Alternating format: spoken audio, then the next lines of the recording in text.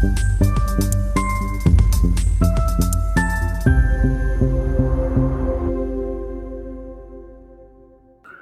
मित्रांनो, तुम्हाला जंगल बुक हे कार्टून किंवा चित्रपट आठवतोय का? भालू किंवा बल्लू इंग्रजीमध्ये नावाचं एक मोठं अस्वल असतं आणि एक मोगली लहानसा मुलगा तो त्या भालूवर संतप्त होतो आणि त्या भालूला मारायला तो धावून जातो आणि हा एवढा आगडबंब अस्वल आणि त्याच्या अंगावर हा छोटासा मुलगा चढतो आणि त्याला लाथाबुक्क्यांनी मारायला लागतो. याला काही होतच नाही. तुम्हाला वाटत असेल की हे मी कशासाठी सांगतोय? कारण महापालिकेच्या निवडणुकांचे निकाल लागत असताना मुंबई तक, नंतर TV9, इतर जे सगळे चॅनल आहेत, ABP माझात एक अनेक पत्रकार जीवाच्या आकांतानी या मोठ्या अस्वलाच्या अंगावर म्हणजे भाजपच्या अंगावर धावून गेले आणि त्याला बदडायचा प्रयत्न करायला लागले. पण त्या अस्वलाला कुठे काही होतंय. मला वाटलं ठीक आहे, हे झालं असेल, म्हणजे निवडणुकांच्या दिवशी ज्वर असतो. मीही त्या दिवशी व्हिडिओ केले, थोडेसे जास्त टोप्या उडवल्या, जास्तच टोमणे मारले. कारण एक तुम्ही तुमच्या डोक्यावरती हवा असते, पण 1-2 दिवसांनी ते उतरून जातं आणि मग पुन्हा तुम्ही नॉर्मलला येता. पण इथे नॉर्मलला यायचं कुठलंच लक्षण नाही आहे. म्हणजे मुंबई तक बद्दल बोलायचं तर मुंबई तक ही शिवसेनेची एक शाखा काढली तर शिवसेना उबाठा गटाच्या जगातल्या सगळ्यात सक्रिय शाखेपैकी मुंबई तक ही सगळ्यात सक्रिय शाखा म्हणून ओळखली जाईल. जेवढ्या काम इतर शाखांवर शिवसेनेच्या किंवा उबाठा सेनेच्या चालत नाही तेवढं मुंबई तकच्या शाखेवरून चालतं, असा नावलौकिक होईल. आता निकाल लागले, आता महापौर पदाची लॉटरी लागेल, मग महापौर होईल, का टेन्शन घेता, कशाला डोक्याला त्रास करून घेता. पण यांचं हे सुरू आहे आणि त्याच्यात अनुजाबद्दल सुशीलनी तर व्हिडिओ बनवलाच होता. पण आज पुन्हा तेच. आज त्यांनी एक कार्यक्रम ठेवला, ठाकरे मुंबईत किती तग धरू शकले, आणि मग आकडेवारीवरून असं एक विश्लेषण करण्याचा प्रयत्न केला गेला की अजूनही 59% मुंबईकरांचा भाजपाला विरोध आहे, महायुतीला विरोध आहे. आणि जर हे 59% लोक एकत्र आले तर मुंबईतून भाजपाचा सुपडा साफ करता येऊन टाकेल. जसं आपल्याला आठवत असेल, आर्य चाणक्यांनी शेंडीला गाठ मारली होती की जोपर्यंत धनानंदांनी केलेल्या अपमानाचा बदला घेत नाही तोपर्यंत मी स्वस्थ बसणार नाही. त्याचप्रमाणे साहिल समाजवादी असले तरी शेवटी जोशीच आहेत आणि त्यामुळे त्यांनी पण शेंडीला गाठ मारले की नाही कल्पना नाही. पण म्हणजे मला कळत नाही की याच्यातनं नेमकं काय साध्य करण्याचा प्रयत्न केला गेला. त्याच्यात त्यांनी सांगितलं की भाजपाला मुंबईत केवळ 28% मतं मिळाली आणि उबाठाला 24% मतं मिळाली. म्हणजे बघा, 24% आणि 28% काय फरक राहिला. भाजपाला उबाठा सेनेपेक्षा फक्त 2 लाख मतं जास्त मिळाली. 2 लाख मतं म्हणजे किरकोळ झालं. एका उपनगराचा एक अर्धा भाग, एका रेल्वे स्टेशनवर जेवढे लोक ये जा करतात तेवढ्या तरी लोकांनी वेगळं मतदान केलं असतं तरी महापालिकेवर उबाठा सेनेचा झेंडा फडकला असता. आणि मग वेगवेगळी शक्यता वर्तवायला सुरुवात केली की कशा प्रकारे जर मनसे सगळे विरोधी पक्ष एकत्र आले असते तर भाजपाचा पराभव झाला असता. अरे तर सोडा ना, 5 वर्ष आता काही नाही आहेत निवडणुका महापालिकेच्या. आता आत्याबाईला मिशा असत्या तर हे त्याला काका म्हटलं असतं. असं जरतरचा खेळ खेळून आता काय उपयोग आहे. पण दाखवायला की उबाठा सेना हरलेली नाहीये, अजूनही ती जिंकलीच होती. नैतिकदृष्ट्या उबाठा सेनेचाच विजय झालेला आहे. भाजप फक्त साम दाम दंडभेद या मार्गाने जिंकलेली. आणि मग असं सांगण्याचा प्रयत्न केला की 59% मतं भाजपाच्या आणि महायुतीच्या विरोधात आहेत. पण यांना खरं तर कळायला पाहिजे की कागदावर आकडे जुळवून जी बेरीज होते ती राजकारणात होत नाही. राजकारणामध्ये आकडे वेगळे असतात. पहिली गोष्ट म्हणजे भाजपाला जरी 28% मतं मिळाली असली तरी भाजपा फक्त 137 जागांवर निवडणूक लढलेला होता. आणि दुसरीकडे उबाठा सेनेला 24% मतं मिळाली असली तरी उबाठा सेना 160 जागा लढली होती. आता मुद्दा आहे की जर काँग्रेसला सोबत घेतलं असतं तर हा आकडा जुळला असता का? कारण काँग्रेसला मुंबईमध्ये मतं एवढी मिळालेली आहेत की काँग्रेसची मतं जर ॲड केली तर मग भाजपा आणि एकनाथ शिंदेपेक्षा जास्त जागा त्याच्यातनं झाल्या असत्या. पण मुद्दा असा आहे की या जागा द्यायला, काँग्रेसशी युती करायला उबाठा सेना तयार होती का? कारण उबाठा सेनेला चांगलं माहिती आहे आणि हे शिवसेनेचंही कायमचं दुखणं आहे. कारण बघा, काँग्रेसला 11% मतं आहेत, मनसेला 6% मतं आहेत, वंचितला 1% मतं आहे आणि इतरमध्ये ज्याच्यात MIM आहे त्यांना 15% मतं आहेत. आणि त्यामुळे त्यांनी हा हिशोब केला की 24% अधिक 6% म्हणजे 30% अधिक हे 11% हे एकत्र आले असते तर यांना 41% मतं झाली असती. म्हणजे जेवढी मतं महायुतीला आहेत तेवढी यांना झाली असती आणि महापालिकेवर यांचा झेंडा फडकला असता. पण ही गोष्ट प्रत्यक्षात येत नाही. याचं कारण हे एकत्र आले असते तर जागा वाटप कसं झालं असतं? जागा वाटप करायला जर 6% मतं घेणाऱ्या मनसेला 52 का 54 जागा सोडल्या होत्या तर 11% मतं घेणाऱ्या काँग्रेसला 110 जागा सोडाव्या लागल्या असत्या, किमान 100 जागा सोडाव्या लागल्या असत्या.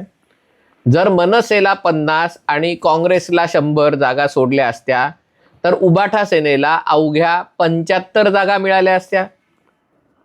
त्यांचा उबाटा सेनेचा विनिंग ट्रॅक रेकॉर्ड जर धरला की दर 3 जागांमधली 1 जागा जिंकतो.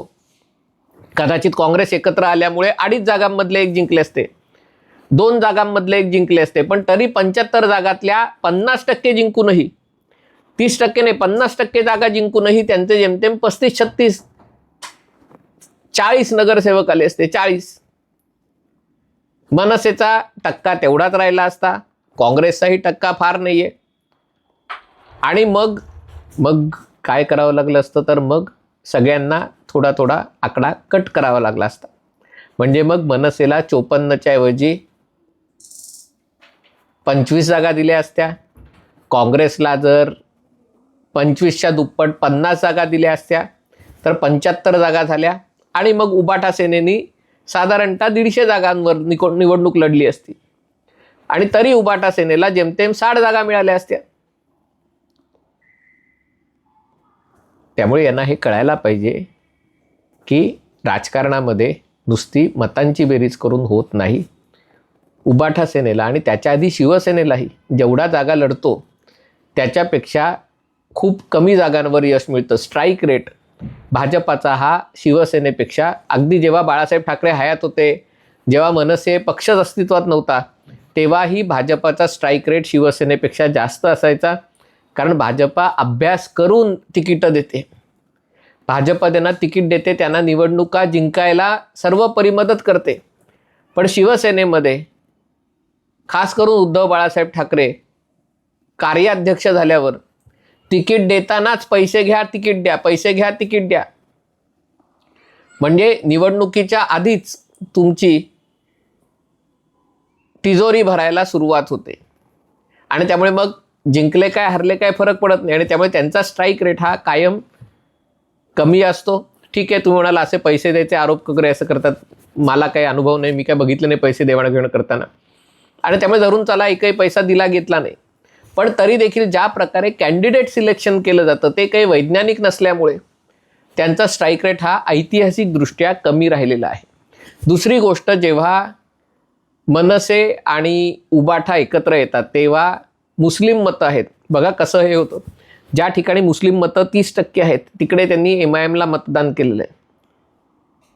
जिथे ती 25%, 20% वगैरे 20%च्या वरती आहेत पण 30%च्या खाली आहेत, तिथे त्यांनी काँग्रेसला मतदान केलेलं आहे, जिथे दलित आणि मुस्लिम मोठ्या संख्येने आहेत. आणि असे बरेच मतदारसंघ आहेत जिथे दलित मुस्लिम मोठ्या प्रमाणात म्हणजे खास करून चेंबूर, मानखुर्द हा सगळा जो गोवंडी वगैरे हा जो भाग आहे किंवा धारावीचा भाग आहे, आणि जिथे मुस्लिम 7-8% आहेत आणि मराठी माणसं 50-55% आहेत आणि बाकीचे लोक आहेत असे म्हणजे 30%, 40% असे इतर परप्रांतीय आहेत, तिथे मुसलमानांनी एक गठ्ठा उबाठा सेनेला मतदान केलं आहे पण त्यांनी मनसेला मतदान केलेलं नाही आहे. आणि त्यामुळे जर मनसे आणि काँग्रेस एकत्र आले असते तर उबाटा सेनेची मुस्लिम मतं आणखीन काही प्रमाणात कमी झाली असती. आणि त्यामुळे अनुजांनी असं जे काही गणित तर्क काढलं, आणि हे बघा मोदींबद्दलही हेच केलं गेलं होतं. 2014 साली जेव्हा भाजपाला संपूर्ण बहुमत मिळालं तेव्हा या तोंड वाकडं करणाऱ्या पुरोगाम्यांनी हीच थेअरी काढली होती की भाजपाला 31% मतं मिळालेत, म्हणजे देशातल्या एकूण 70% किती झाले, हो 69% लोकांनी भाजपाला नाकारलंय, आणि त्यामुळे नरेंद्र मोदींना भारताचा पाठिंबाच नाहीये वगैरे वगैरे. पुढच्या निवडणुकीत भाजपाला आणखीन जास्त मतं मिळाली, मग तरी देखील त्यांचं सुरू झालं. 60% लोकांनी देशात भाजपाला नाकारलेलं आहे. म्हणजे असे शब्दाचे बुडबुडे बुडवत तुम्हाला मनाचं समाधान होत असेल, पण त्यांनी भाजपाच्या ताकदीवर काडीचाही परिणाम होत नाहीये. आणि त्यामुळे असे कार्यक्रम करून कार्यकर्त्यांना धीर द्यायला अजून पुढची 5 वर्ष आहेत, किती दिवस धीर देणार आहात? जरा थंड घ्या.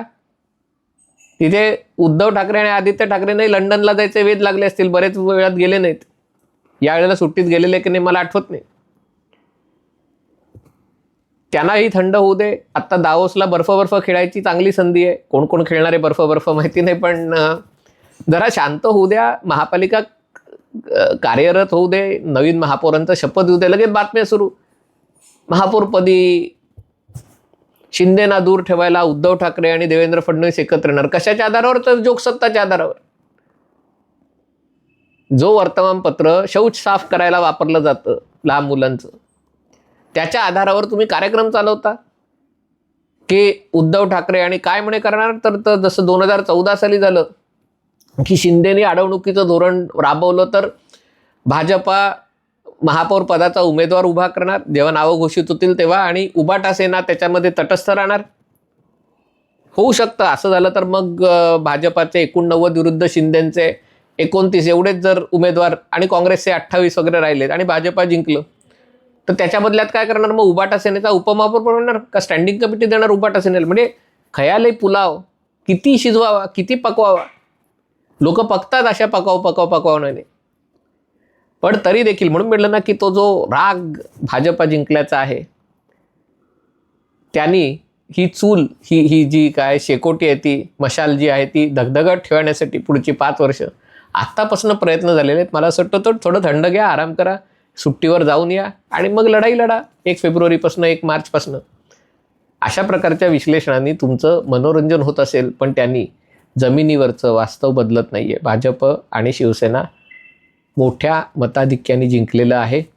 स्वतः शिवसेनेला कधी स्वबळावर बहुमत मिळालं आहे असं कुठे झालेलं नाही आहे. हे सगळे पुरोगामी विश्लेषक म्हणतात की भाजपाचं काही बहुमत आहे काही फार लक्षणीय नाही आहे.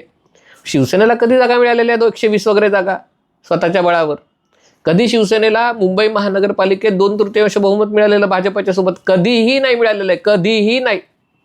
तरी देखील त्याच्याबद्दल मात्र त्यांचा भव्य विजय, आणि भाजपाला स्पष्ट बहुमत आहे 118, आणि याच्यात MIMचे लोक काँग्रेस आणि मनसेसोबत येऊ शकणार नाहीत, काँग्रेसचे लोक यांच्यासोबत येणार नाहीत. भाजप सहज राज्य करेल. नरसिंहरावांनी अल्पमतातलं सरकार 5 वर्ष चालवलेलं, इथे स्पष्ट बहुमताचं सरकार आहे. भाजप ते आरामात चालवणार आहे.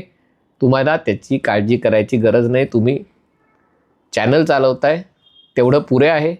मुंबई महापालिका उद्धव ठाकरेंकडनं चालवण्याचे हवेतल्या हवेत चालवण्याचे प्रयत्न आहेत, ते आता हास्यास्पद ठरू लागलेले आहेत. हा व्हिडिओ आपल्याला आवडला असेल तर कृपया लाईक करा, शेअर करा आणि चॅनल सबस्क्राईब करण्याची विनंती आहे. तुर्तास इथेच थांबतो. पाहत रहा MH48.